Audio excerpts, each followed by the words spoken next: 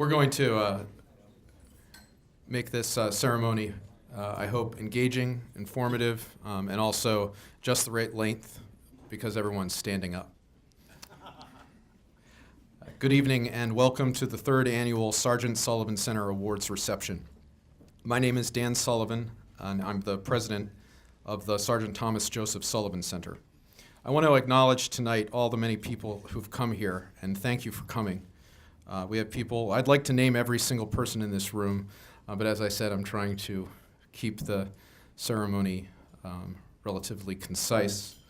But we have visitors tonight, guests from offices of Congress, veteran service organizations, academic research facilities, advocacy organizations. We have military service members and veterans, the members of the Sergeant Sullivan Center Policy and Scientific Advisory Committee, as well as some members of Team Sergeant Sullivan Center who ran the Marine Corps Marathon on Sunday, including our honoree, Dr. Meehan, and his wife, who are over to our left. And our Marine Corps Marathon was very successful this year and has raised over $20,000.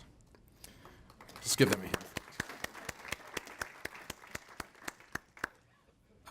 The Sergeant Sullivan Center is the only 501c3 nonprofit organization in the nation that is exclusively dedicated to confronting and eradicating post-deployment illnesses. And we do this in part by highlighting the powerful role of independent research, of science, community, and collaboration in finding solutions to this enduring concern. And to this end, each year we honor scientists who have made strides in the effort to confront post-deployment illnesses by acknowledging their work with an award for excellence in post-deployment health science. Our honorees this year, Drs. Cecile Rose and Richard Meehan, have approached deployment-related lung disease within the framework of occupational and environmental medicine, much like you would evaluate and treat coal workers for black lung disease or asbestos workers for asbestosis. So this approach considers warriors at risk for certain occupational diseases related to the airborne risks of the war theater, and we believe this is a compassionate and an objective way to address war-related illness, one which preserves the honor of the wounded and is firmly grounded in practical medicine and science. The Center of Excellence on Deployment-Related Lung Disease at National Jewish Health in Denver, of which Drs. Rose and Meehan are director and co-director, is a model for a renewed approach to healthcare and research on deployment-related diseases, one with great promise for success, which merits broad support from government sources as well as from private philanthropy. To begin our awards ceremony, I'd like to invite Representative Tim Bishop of New York to come forward and make some opening remarks about some fresh ideas for the future of healthcare for veterans with deployment-related diseases and the role of innovative centers of excellence in that future. Representative Bishop.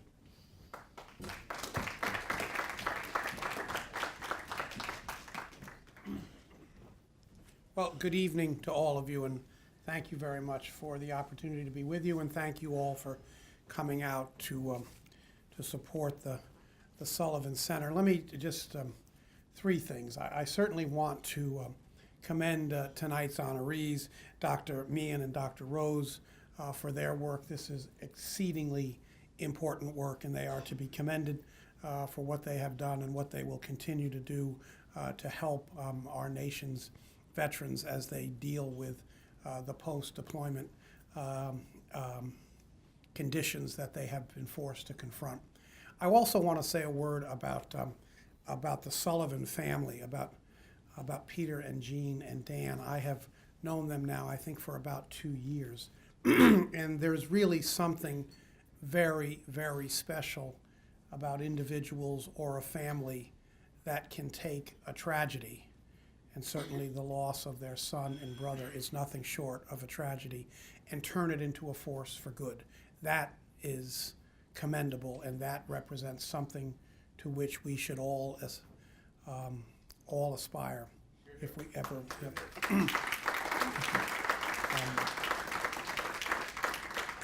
And lastly, let me talk a little bit about where the Congress is, and I will be very brief, but where the Congress is with respect to dealing with burn pit exposure related conditions. This has been a quest that I've been on now for, I think, 5 years. We started with a bill that would ban the use of burn pits unless the Department of Defense could certify that there was no other means of disposing of the waste. That was a bill that I introduced, I believe, in '08. We got it included as part of the 2009 Defense Defense Authorization Bill, and we've gone from 251 burn pits in Iraq and Afghanistan to right now 4. Now, took too long, 4 is too many, but it's progress.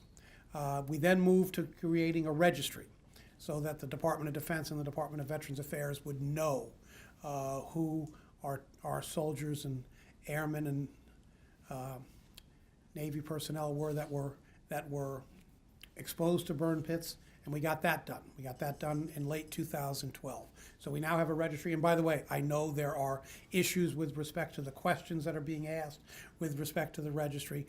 I'm confident we're going to work our way through that, but big picture, we need to know who was exposed. Those who were exposed need to know they were exposed, and they need to know what services are available to them. And now lastly, I have filed a bill, and I'm joined by Diana DeGette in this effort, who represents National Jewish. What our bill would do is create 3 centers of excellence for the study of, for research, study, and treatment of ailments and conditions related to exposure to burn pits. And one thing that I would ask all of you to do, and I'm going to hope you're not all from the same part of the country, okay? I'm going to ask you all to find out whether your member of Congress has co-sponsored this bill, H.R. 2510. And please, if your member of Congress has not co-sponsored this legislation, make sure they get on it. Because the only way we're going to get a bill to move in this Congress is if we can show that we have lots and lots of members on both sides of the aisle who think it's something we need to do. And this is something we need to do. My concern, it's the last thing I'll say, my concern, and we may already be too late, is that I do not want to see burn pit related conditions become the Agent Orange of the Iraq and Afghanistan wars. We may already be too late, but with that recognition, we must act, and this bill will help us do that. So congratulations to everyone, to our honorees, and to the Sullivans. God bless you. Thank you.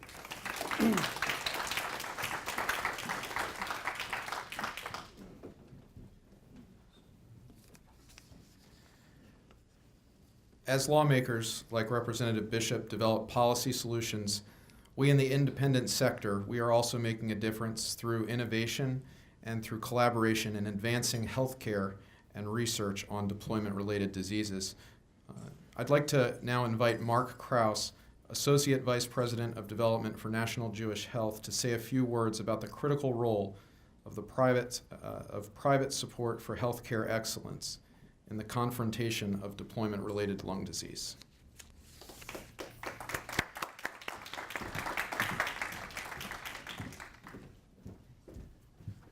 That's actually fancier than what I'm going to talk about.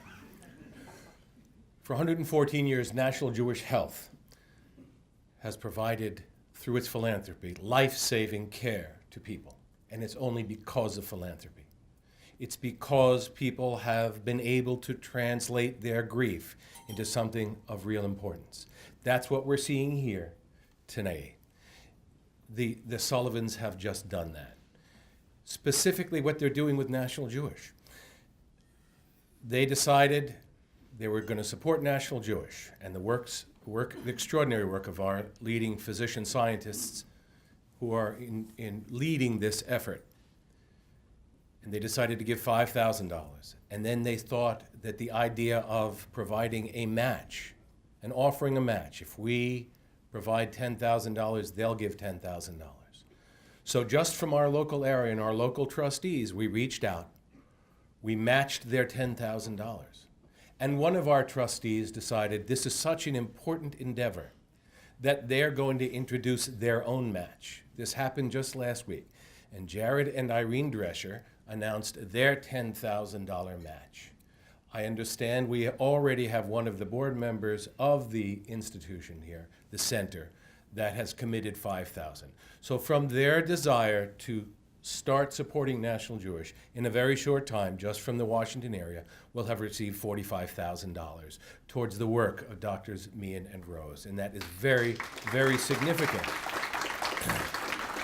It's about saving lives and improving lives. That's what we do, and that's what it's really all about. We can't thank them enough. We are humbled to be partnering with them on this, and we thank you all for your contributions and your support of this endeavor. It becomes obvious then that without the private sector, we would never be able to reach our goals. As good as the VA is, as good as the DOD is, as good as the NIH is, we all know the limitations that they have. Even when they supply the kind of support that is needed in general, there are always a number of ideas that need to be cultivated and developed that lead to the great, great discoveries. And that requires the investment of people like you where it makes the most difference, and that's investing with the best. National Jewish, in all immodesty, I will say we have been the best in this area for a very long time, and we are very, very proud to have Drs. Rose and Meehan among those physician scientists who bring us to that level. We are very grateful and will consistently endeavor to remain worthy of your support and the Sullivan Center, and we wish them all the best. Thank you all so much.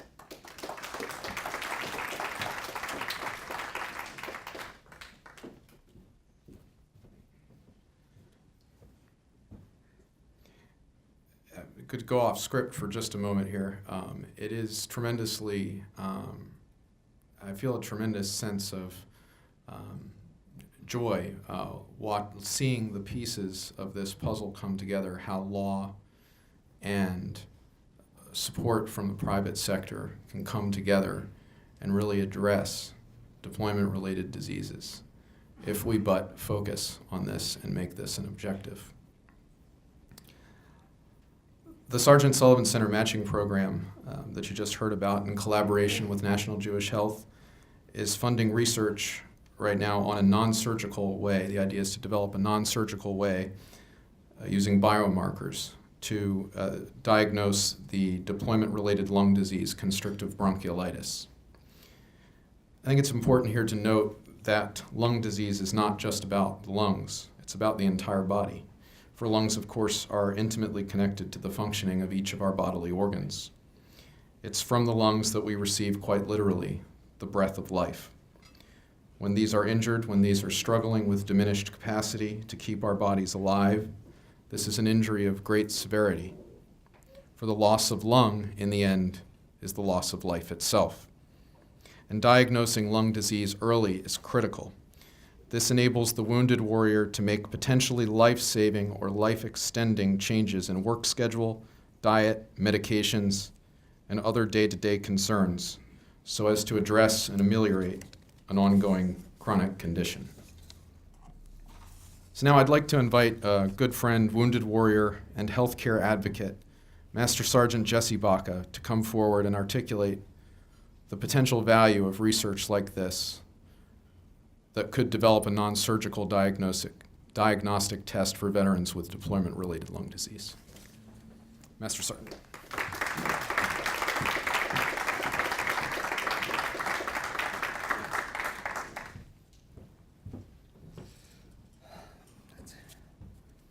Good evening, everybody.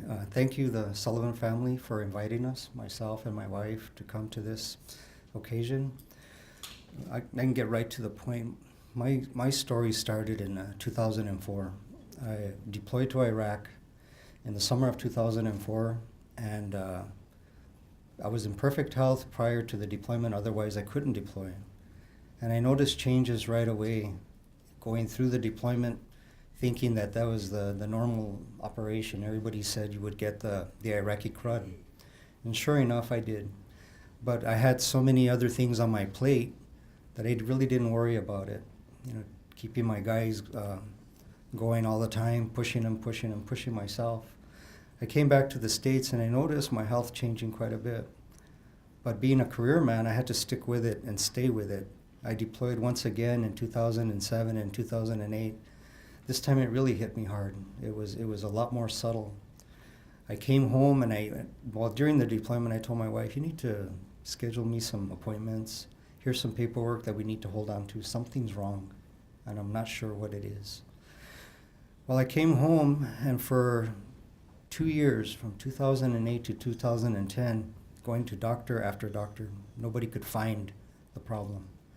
Being a guardsman and a reservist, I didn't have the opportunity to incorporate the VA. Even though I'm a dual status technician, I was on the civilian side of the house. And then through the perseverance of my wife and my family, we were able to get a referral to National Jewish Hospital. By God, those people found my problem within a day, and they verified it the second day. And they said I had chemically induced asthma. I'd never heard of that before. How my life changed quite a bit as I was a half marathon runner. I never achieved the full marathon. I just couldn't make it that far to where I can't even run, not even a mile anymore. That's how drastically my life has changed. But during the visit, we had heard of Dr. Robert Miller, and my wife insisted on a second opinion. So lo and behold, we went to go visit the man, and he checked me numerous times. And finally, the way to get 100% diagnosis was through a lung biopsy. And I said, no problem, I can handle that.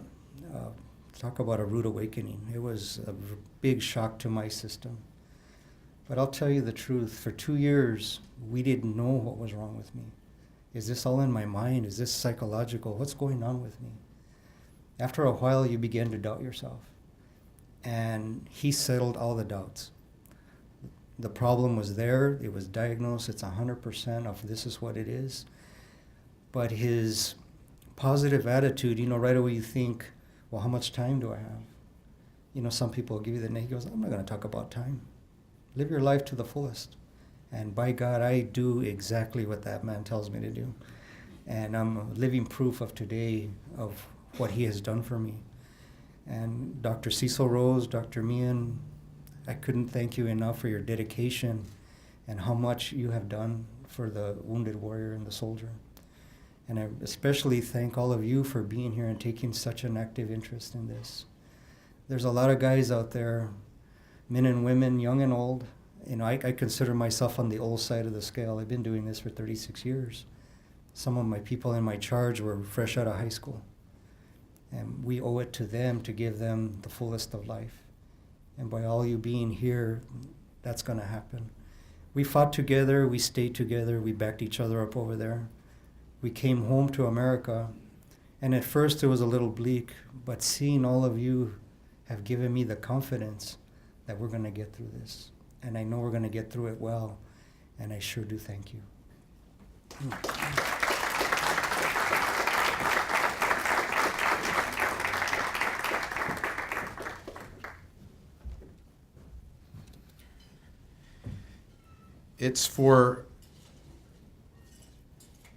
It's for Master Sergeant Baca. It's for over 500,000 other veterans with deployment-related diseases. It's for these people that individual, corporate, and institutional donors can choose to fund research on deployment-related disease. In the same way that the independent sector funds breast cancer, leukemia, and AIDS research. There is nothing stopping us but the limits of our imagination and the strength of our resolve to make a difference.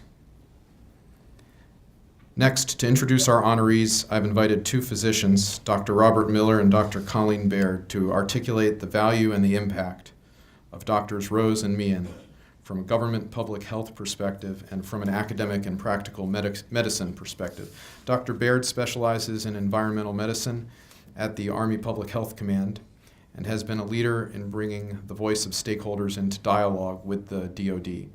Dr. Miller, a pulmonologist at Vanderbilt University Medical Center and 2012 SSC honoree for excellence in deployment health science, has been at the forefront of academic research on deployment-related lung disease, uncovering constrictive bronchiolitis as a health risk for veterans. So I'm going to invite both Dr. Baird first, followed by Dr. Miller, and I'm going to remain seated between their two introductions of Dr. Rose and Meehan, so as to facilitate the process of the award ceremony. Thank you. Dr. Baird.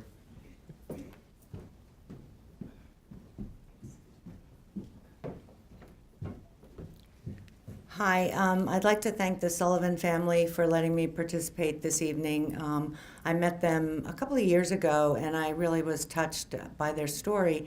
And I do work for the Department of Defense, for the Department of the Army. But first, I'm a mother, and I have a son that did 2 tours in Iraq in this recent conflict, and I spent 10 years in the Army myself. So I understand the issues that people face related to deployment and their health concerns. With regard to Dr. Miller and Dr. Meehan, and Dr. Rose and Dr. Meehan, some years back I became aware of the work of Dr. Miller and went and spoke to the folks at National Jewish because from a public health perspective I wasn't sure really what it meant. And following that, Dr. Rose and Meehan organized a group of people in the DoD and the VA and outside to look at this issue. And since that time, they have kept on this topic, and they have continued to work with people like Dr. Miller to look into the respiratory health concerns. I know as somebody that works for the government that sometimes the government seems to move slowly. And I guess it's a good thing to have people that don't have necessarily all of the constraints and are actually treating patients and not populations, and can actually, maybe more so than in some of the busy military clinics, understand soldiers' concerns. And I know Dr. Meehan is a tremendous asset in that respect because he also deployed. And so he understands soldiers when they talk about some of their concerns related to their deployment. So the two of these physicians have my utmost respect and gratitude for the work that they do. And Dr. Meehan and I have a special relationship. I tried to get him to work on a study back in, I think, 2006, 2007, because he was deploying with his reserve unit in the Navy. And we tried to do a pulmonary function study. And we were looking to do, before soldiers left, or service members, the status of their breathing, basically their pulmonary function, and do it while they were deployed and when they returned. And we were very excited about this, and we were near the point that we were getting the post-deployment last test to see whether there was any change, and we ran into some significant bureaucratic hurdles. And what I'll say about Dr. Meehan is he's very persistent because we've tried a number of times to resurrect that study. And that just shows, he's a doctor for his unit. He was interested in their pulmonary health, and he continues to do so as a member of the National Jewish Post-Deployment Healthcare Clinic. And I think our service members are the better for that. And so I'd like to say that I'm pleased they're this year's awardees, and I wish them the best.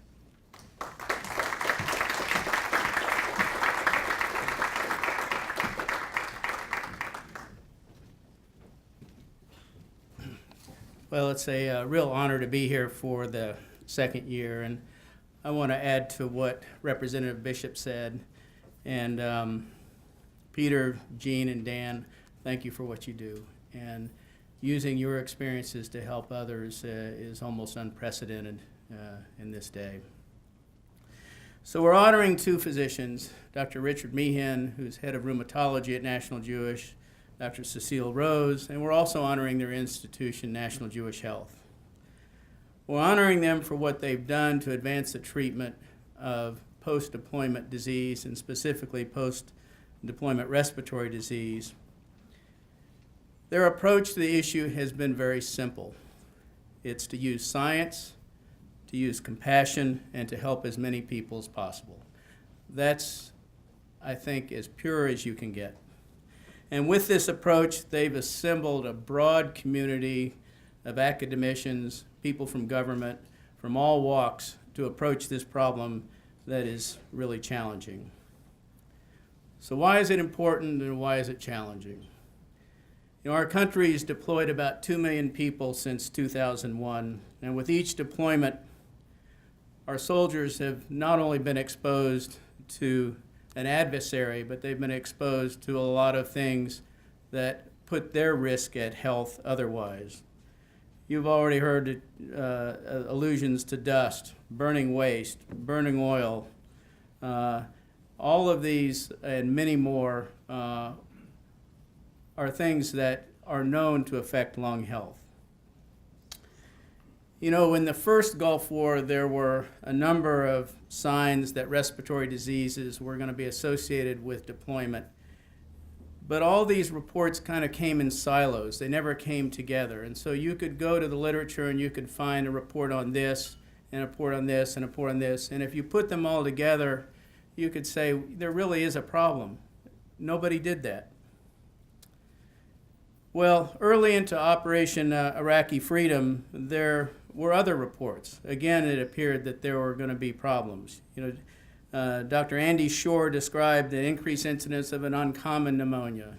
Dr. Tony Sema described an increased incidence of asthma. Dr. Marc Lyles, who's also a Sullivan honoree, described the risks of dust in Iraq. And then our group at Vanderbilt raised the issue of constrictive bronchiolitis. Well, while we were doing that, Richard Meehan was deployed. And as Colleen said, he was collecting data on soldiers. He saw the risks. He knew that it was important to know where soldiers were starting out. And he tested his whole CB construction battalion.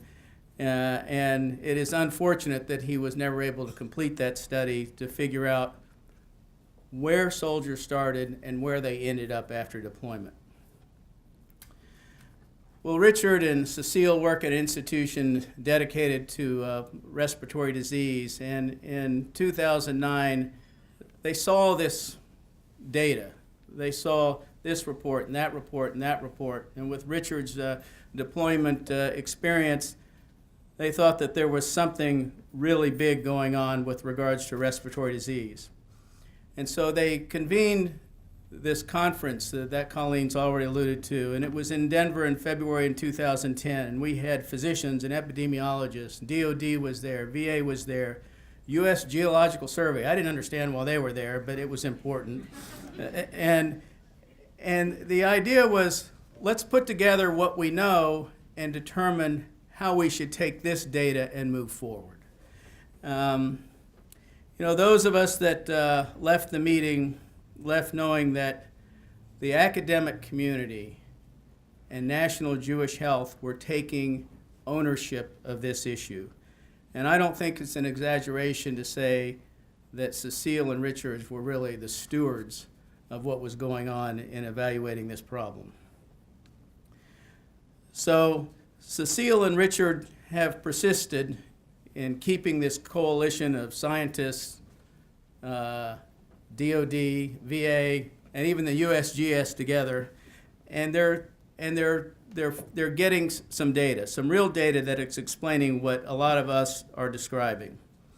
They've looked at over 50 lung biopsies, and they've come up with a categorization of small airway pathology, so that we'll now know how to really quantify what's going on with small airways, not only in this presentation, not only in post-deployment disease, but probably in a much broader application. And in a second part of the study, the U.S. Geological Survey has helped Cecile and Richard come up with a way to evaluate the dust that is found in these surgical lung biopsy specimens. And in a very short period of time, I think we're going to begin to see at least some data of what's getting into the lung and maybe what's contributing to the problem. And it's important to note that all of this has been done with the generous support of National Jewish Health. So we know that post-deployment respiratory disease is a complicated issue. And we know that we need to do everything we can to address these issues. These are our young men and women, some of the best that we have to offer, who are going there and being exposed to this. And we haven't done so well with some of the conflicts in the past. You know, we all know about issues such as Gulf War syndrome or Agent Orange or PTSD or TBI and even things like suicides. And now we have respiratory disease. And as we've already heard, is that sometimes our leaders and even our citizens don't jump on this as quickly as they should. And sometimes these diseases have taken decades to get the recognition and for soldiers to get the benefits that they deserve. I'm convinced that because of what Cecile and Richard are doing, that this legacy won't persist for lung disease. So Richard and Cecile in absence and National Jewish Health, on behalf of the Sergeant Sullivan Center, we are honored to present you this award from the Sergeant Sullivan Center. Thank you very much.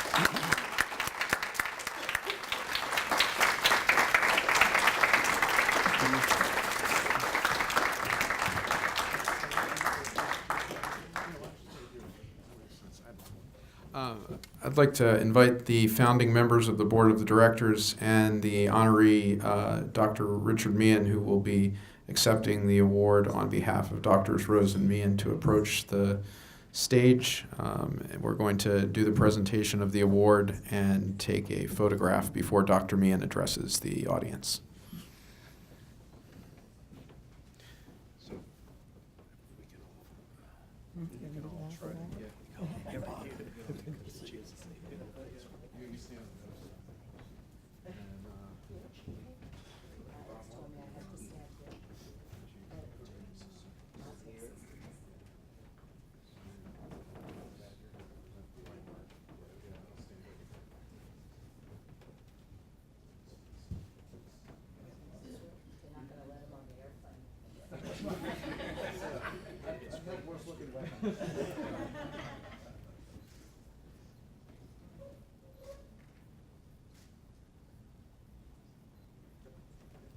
Dad, you want to read the award, what the award says?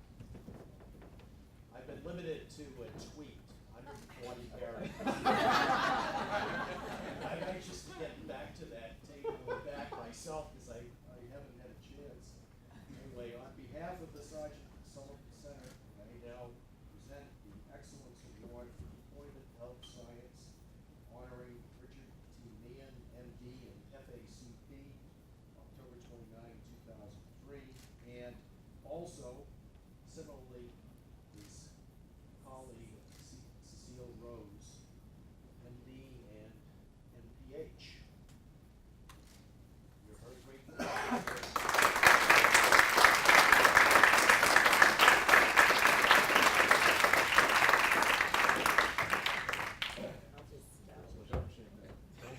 Don't break. I won't. So I'll take. Yeah, why don't we put it back here? Yeah, put them right there. Richard. Let me make sure I don't. There's travel boxes that go with those.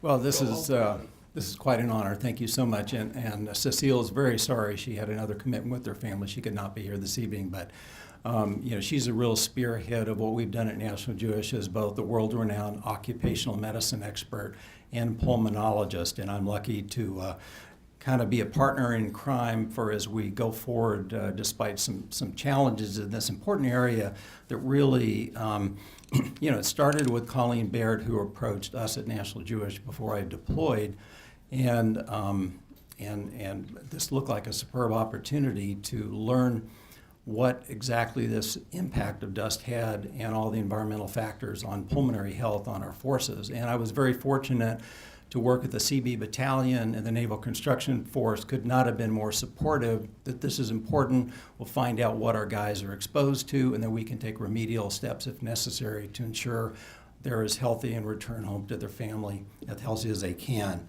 So I'm going to go through a little bit about the prior studies, and I can do this briefly because Bob Miller's been so integral in all of these, and he summarized this as well. Then I'll touch on some of the inhalation exposures and the National Jewish Health approach to patients that have unexplained shortness of breath and what we're doing at our Center of Excellence for Deployment-Related Health. So I actually deployed to the Gulf War as well, and I was there when they lit off those 605 oil platforms, and it was like a total eclipse of the sun. And I was in the ICU at the time, much younger then, so I had that skill set. But we were lucky that the war was winding down, so we didn't have as many critical exposure-related problems. But as most of you know, you have to be perfectly healthy before you deploy in this environment. So you have to pass a physical fitness test. You can't have asthma if you're in the Marines and the Navy. Different combatant commanders have different rules, but they screen people pretty well. And then right before I went, even though after the Gulf War, they were seeing some increased incidence of asthma among people who deployed to the Gulf War. But fast forward about almost 20 years, as Bob mentioned, the eosinophilic pneumonia. I work at a respiratory hospital where we see very rare disease commonly, and even eosinophilic pneumonitis was one of the most rare forms that I would see with my colleagues, and I thought this is pretty striking to have this many cases over a 13-month period. So I was alarmed at the potential risk for our forces going forward in this environment. And then Bob Miller did the Sentinel paper in the New England Journal of Medicine, which is the most prestigious medical journal to publish in, looking at his deployers that were exposed to both sulfur fire from a mine, but then even more concerning to Cecile and I were the ones that didn't have that unique exposure that were getting similar findings, and that was very rare. I happen to see constricted bronchiolitis in my practice regularly because I deal with autoimmune lung disease. So that's a fairly common condition that we would get referred to at National Jewish because people have asthma that's not getting better or some features of an autoimmune disease, and in fact it turns out they have obliterative bronchiolitis due to their autoimmune disease. So that's the part of the blind man looking at the elephant that I am as the immunologist, rheumatologist.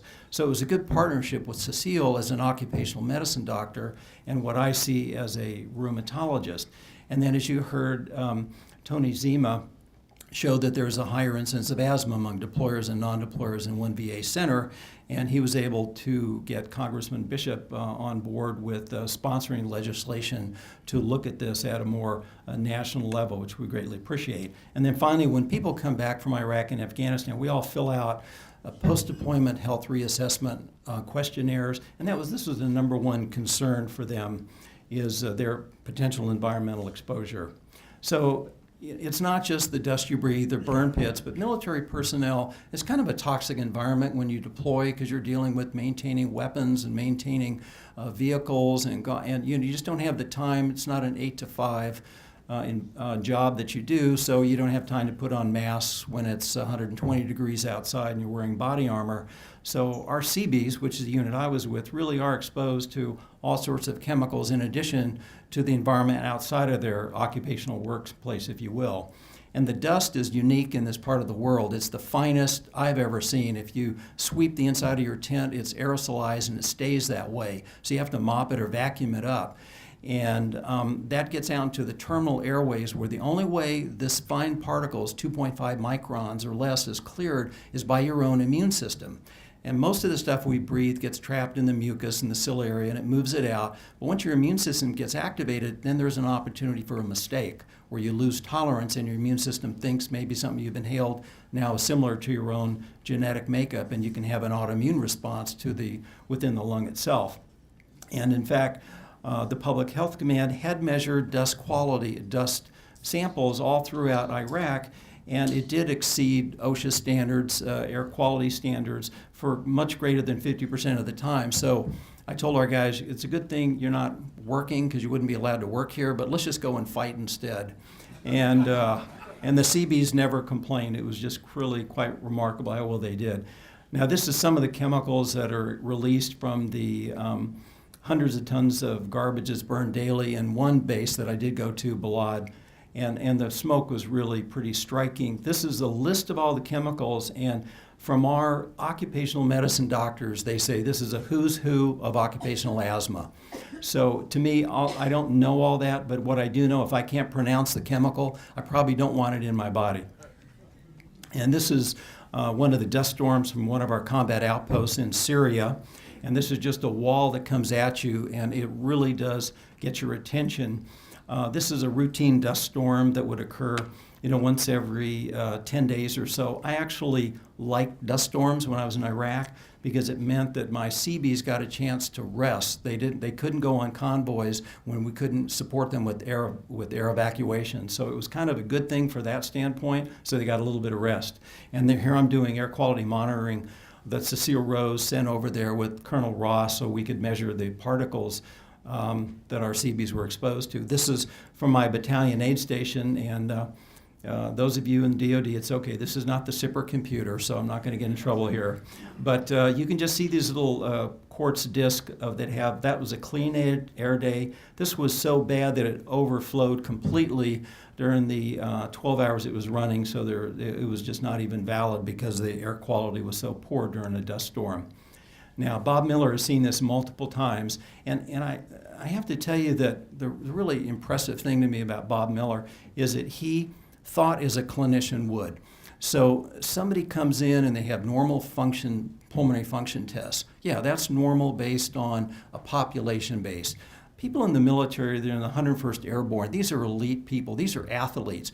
And when they take pride in their run time, everybody knows how fast they can run in the military. And to not pass your physical fitness test is striking. That means you have something wrong. And this is a normal terminal airway, and this is the healthy lung around it. And when you take a deep breath in, that expands, lets air in, and you relax, and the air goes back out. This shows constricted bronchiolitis, what Bob Miller was the first one to show in people even that weren't exposed to the sulfur fire, where you have complete obliteration, narrowing of the airway, thickening of the wall, so that really this cannot participate in gas exchange. And it's like breathing through a straw. And sometimes this will progress where the lumen is completely gone, irreversibly, it's scarred.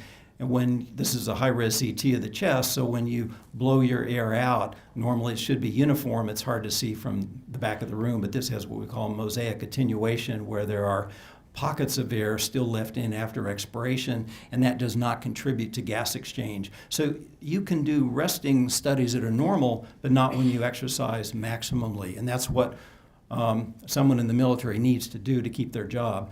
This is another type of form that we're seeing more and more at National Jewish called hypersensitivity pneumonitis, and these are clumps, granules, as the body's reacting to something foreign. Now, frequently we see this in people that have birds and molds and other occupational exposure, but we're seeing this more and more of our deployers that are going through our center. And this also shows some micronodules that are even visible on high-res CT scan. Now, at National Jewish, it's kind of nice being a rheumatologist because I get to learn from all 58 pulmonologists, okay? So, and they all look at things differently. We have a general medicine clinic, critical care, and the COPD and the interstitial lung disease, which that's the group that I'm part of, and we started the Autoimmune Lung Center. And I'm glad that I'm no longer chief of rheumatology. My younger colleagues stepped up, so I have more time for research. But our Autoimmune Lung Center looks at about 40% of patients get referred to National Jewish think they have pulmonary fibrosis. In fact, they have an autoimmune lung disease, and that's pretty gratifying because they respond very well to medicine. We have a large cystic fibrosis program, alpha-1 antitrypsin deficiency program, and all these clinics are by physicians that are dedicated looking at that one disease. And more of our patients are coming through our asthma program, and not necessarily through our OCMED, and we're seeing them as well. So we've seen about 100 patients that have deployed, and that number is growing since now we have the infrastructure to have a real research registry as well. Allergy, we have about 10 physicians, OCMED 7, and these are board certified in both pulmonary and occupational medicine. And within that are centers of as Bob Miller mentioned, we have a coal miners clinic, a beryllium clinic, and a sarcoid clinic that focuses on some of the unique diseases that have a lot in common with deployment-related lung disease. And our infectious disease doctors are experts on non-tuberculous TB and TB. And so, I was intrigued by Marc Lyle's talk about some of the particles that can be entrained in these very small dust particles that you inhale, and now your immune system's going to have to clear those. So that can set up an inflammatory response. But, if somebody comes to a physician and they're short of breath, they can't exercise, it depends on who you are, what your evaluation would be. And the nice thing about National Jewish, we want you to leave with an explanation of that. And sometimes it's not just one problem. So in the lung, there could be a problem with the airway, as we mentioned with constrictive bronchiolitis, or the lung disease that I see a lot of, which would be interstitial lung disease. It could be a muscular problem. You could have an autoimmune disease such as myasthenia gravis. You could have a vascular problem where you have anomalous vasculature, you have blood clots. It could be a heart problem where you've got a slight right to left shunt, or your heart doesn't work well, a myocardiopathy. Sometimes that's been associated with immunizations. And you can also have exercise-induced pulmonary hypertension. So these are people that have normal studies at rest, but when they exercise, their pulmonary artery pressures go up. And so we exercise patients at National Jewish to reproduce their symptoms when we're trying to study them. The static imaging won't give you an answer. Hematologic problems, whether you're anemic or you have blood clots, and again, the neuromuscular problems. Some of the patients, even when they exercise, they have what we call vocal cord dysfunction, where there's some paradoxical closure of the cords, and they feel like they're strangling to breathe, to get a breath. And they could have an underlying rare myopathy as well, and diaphragmatic paralysis. So we look at all those, as well as some of the fatiguing illnesses. They could have underlying depression. Anybody who has to leave their job in the military, they want to make that a career, they have secondary depression to all that's going on. They can have obstructive sleep apnea, and they can have an underlying autoimmune disease as well. And the storyline, I think the speakers before me have outlined, but really in 2008 when I went to Iraq, it was doing the spirometry study, and that got me more and more interested in occupational medicine and enjoyed this whole journey. But our 2010 working group, when I came back and I heard Marc Lyles talk about the unique particles that could be within this sand, that as an immunologist, this might be an answer, because we're seeing now in like rheumatoid arthritis, 20% of all cases are due to smoking.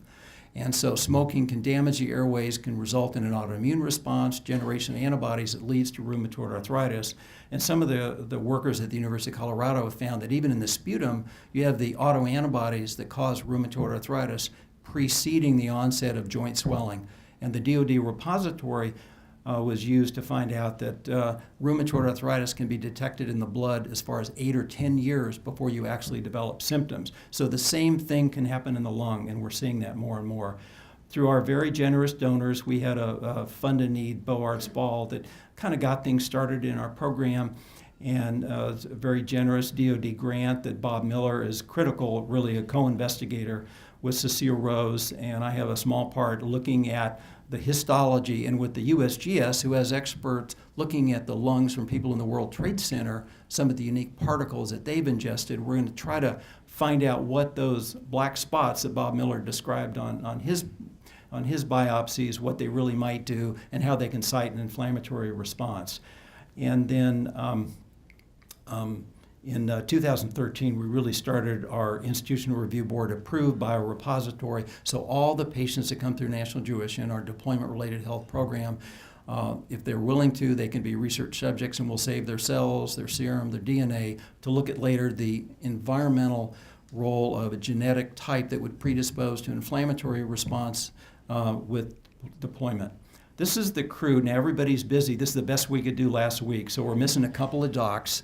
Okay, they're out seeing patients, and we're missing 2 of our pulmonologists and 2 of our pathologists. So every month, and if it gets busier, it'll be every 2 weeks, we will go over all the cases, as we're doing now, that come to our center with radiology, pathology, the clinicians, and we all discuss the case, what would be the best treatment. So it's a real collaborative response. And we have the same format in our autoimmune lung center, interstitial lung disease, and even the COPD program. So the personnel who are really making this possible is Cecile Rose, and then our pulmonologists that are also occupational medicine physicians would be Silba Dampa, and she has a clinic at the VA, so that's unique that we have our docs also run a VA pulmonary health clinic, so we're making a joint effort to have our patients evaluated the same way you have a joint database, hopefully down the road. And then we also have a physician assistant who's helping us with these patients, getting them through. We have 2 dedicated radiologists. We're looking at mechanisms where we can quantitate airway obliteration more precisely, quantitatively, so maybe we don't have to take everybody to biopsy. And our pathologist, and at National Jewish, all of us that are involved in the patient look at every biopsy from our patient. We want to learn as much as we can. We've always done that. And then we have our research staff that actually has gotten the repository and resolved in storing all of our samples for later analysis for biomarkers. And our scheduler, nothing works well if you don't have people that answer the phone, get you into the clinic. So hopefully with this infrastructure now, and which is possible because of very generous donation through the Sergeant Sullivan Center, National Jewish supporters, we believe that we have a state-of-the-art system for evaluating and treatment of veterans, and we're patient-focused first. And then we will look at our samples later and learn as much as we can about mechanism of injury, but we want to make sure the veterans have the best explanation for the care while they're struggling with any respiratory illness. So the research we're doing is clinical, and that's characterizing the various types of related lung disease, and sometimes it's multiple. Sometimes people have some airway problems, some lung parenchymal problems, and some myopathic problems, and maybe an underlying autoimmune disease as well. We're characterizing the histology, as Bob Miller mentioned, and we're doing translational research using some of the non-invasive studies that our cystic fibrosis patients are going through. We have the largest CF adult program in the country to look at those same tests to see if it'll be more sensitive than what we currently have, such as air trapping and residual volume and physiology markers like that. And hopefully we'll have a biomarker that'll help us not in just these patients, but other patients that have obliterative airway disease due to autoimmune disease and other processes. One of the problems, we don't do a lot of biopsies at National Jewish. We've done, over 50 now on these patients, but some of our patients come to us too late, and they're too sick to even undergo a biopsy. And that's what I see in my patients with autoimmune lung disease, because unlike someone in the military that will come early because they can't pass their fitness test, somebody who's not active physically will come when they've already lost 50 or 60% of their lung function. So in conclusion, what we're doing at National Jewish, we realize that there are airborne particulate exposures that exceed OSHA standards most of the time. We've sent our troops there. And they rate themselves as not having as good a health when they come back. And I think it's up to us to find out what we can do to ensure they have the best health going forward. They've sacrificed a lot for our country as well as our families. And of the it's almost up to 2.5 million now that have deployed. They were healthy before they went. They were fit. They could carry 60 pounds of body armor and combat gear and work in 130-degree weather. And now they can't even pass their fitness test. That's a huge decline. So hopefully we will learn enough through this generous research support so that we'll know what are the inciting factors in a given person who's genetically susceptible, so we can take cautions to prevent this in the future, and also do what we can to protect our military and take care of them now that are struggling with respiratory problems. So I want to thank you very much for your support, and especially the Sullivan family for this very prestigious honor. And this really is the Cecile Rose / Richard Meehan Award. So she regrets not being here tonight. Thank you very much.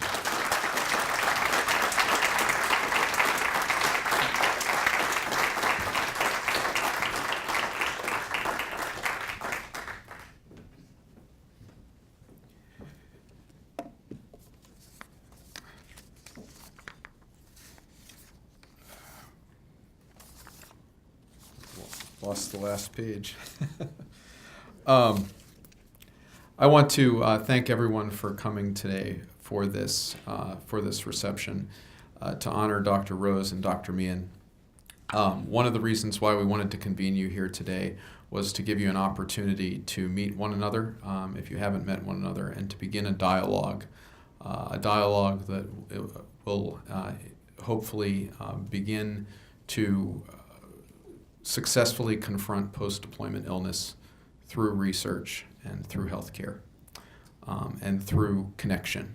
Each of the people in this room today, we are all potential parts of the solution to the problem of post-deployment illness. So please enjoy the rest of the evening, have a few cocktails, and I'll see you in the fight. Thank you.